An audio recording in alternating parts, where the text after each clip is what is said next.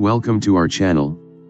Today, we dive into one of the most iconic matches in chess history, the 8th round of the 1972 World Championship, where American legend Bobby Fischer faced off against the reigning champion, Boris Spassky, in Reykjavik, Iceland. This match not only showcased the incredible talent of both players but also marked a pivotal moment in the chess world. Fischer's unique strategies and psychological tactics helped him become the first American world champion, igniting a chess boom in the United States. Join us as we analyze this thrilling encounter move by move, highlighting the key strategies and positions. Whether you're a chess enthusiast or just curious about the game, there's something here for everyone. Let's get started. 1. Fischer opens with the English opening, pushing his pawn to c4, aiming for control of the center. Spassky responds symmetrically with c5, mirroring Fischer's pawn structure. 2. Fischer develops his knight to c3, preparing to control the center. Spassky mirrors again with his knight to c6.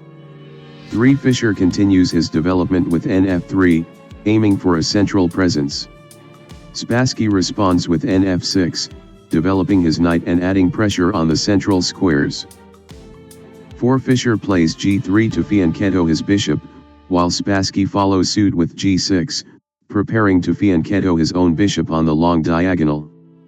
5. Fischer fianchettos his bishop to g2, exerting control over the center and preparing to castle. Spassky plays bg7, doing the same. 6. Both players castle kingside, ensuring their king's safety and connecting their rooks. 7. Fischer strikes in the center with d4, aiming to open lines for his pieces. Spassky captures with c takes d4. 8. Fischer recaptures the pawn with his knight, bringing it to d4 for better central control. Spassky captures the knight with n takes d4, exchanging off some pieces. 9. Fischer takes back with the queen, centralizing it. Spassky plays d6 to reinforce his position and open lines for his pieces. 10. Fischer pins Spassky's knight by playing bg5, applying pressure. Spassky develops his bishop to e6 to challenge the pin. 11. Fischer moves his queen to f4, looking to increase pressure on f7. Spassky counters with qa5, attacking the knight on c3. 12. Fischer develops his rook to c1, enhancing pressure on the c-file. Spassky places his rook on b8, bringing more defense to his position. 13. Fischer plays b3 to prepare to develop his dark square bishop.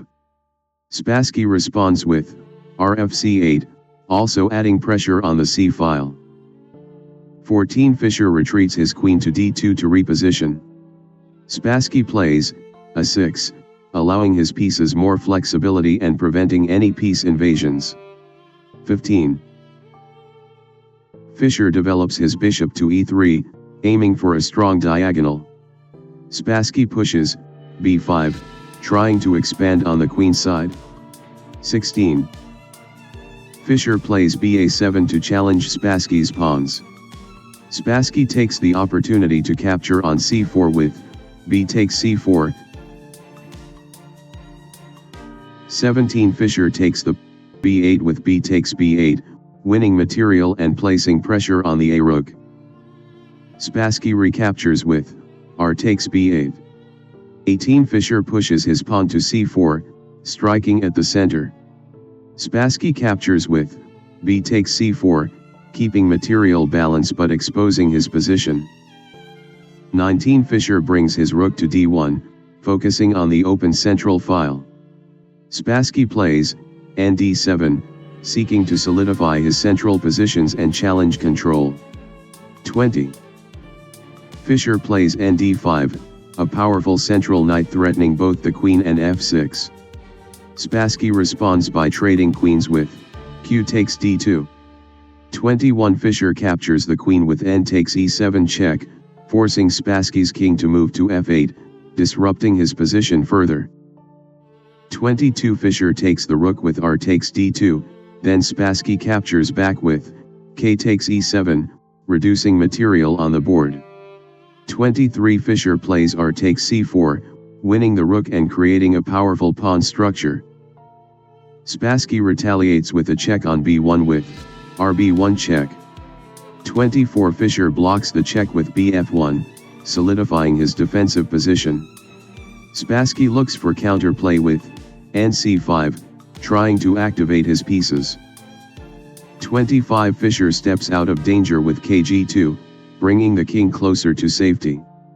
Spassky pushes his pawn to a5, trying to create a passed pawn. 26. Fischer responds with e4, solidifying his central pawn structure. Spassky plays ba1, looking to create threats on Fischer's king. 27 Fischer pushes f4, aiming to restrict Spassky's pieces. Spassky plays f6, trying to secure his position. 28 Fischer doubles rooks with re2, preparing to attack. Spassky moves his king closer to the center with k6. 29 Fischer moves his rook to c2, positioning for a double attack. Spassky plays bb2 to maintain pressure on the c-file and develop his piece. 30. Fischer plays b2, preparing for a more coordinated attack. Spassky pushes his pawn to h5, attempting to open lines on the king's side. 31 Fischer plays rd2, centralizing his rook. Spassky responds with ba3, trying to keep pressure on the d-file. 32 Fischer continues his attack with f5 check. Spassky is forced to play g takes f5, taking the pawn and opening his king's position. 33 Fischer captures back with e takes f5 check, keeping the pressure on Spassky. Spassky moves his king to e5, trying to escape the attack. 34. Fischer brings his rook back to d4, preparing to dominate the d-file. Spassky takes the f5 pawn with his king, but is still in a precarious position. 35 Fischer plays rd5 check, forcing the king to move again. Spassky's king moves to e6 as it's the only viable option. 36 Fischer plays r takes d6 check, putting Spassky's king in check again. Spassky moves his king to e7, but the pressure is mounting. 37 Fischer moves rook to c6, sealing Spassky's fate. This move gives Fischer a decisive advantage, leading Spassky to resign the game. Thank you for watching our analysis of the legendary 8th round between Bobby Fischer and Boris Spassky in the 1972 World Championship.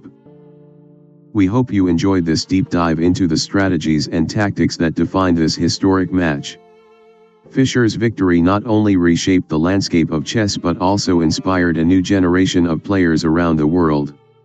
If you found value in this video, please consider liking, subscribing, and hitting the notification bell for more chess content.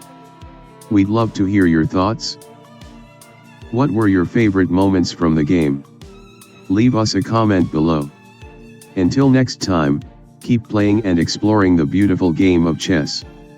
See you in the next video.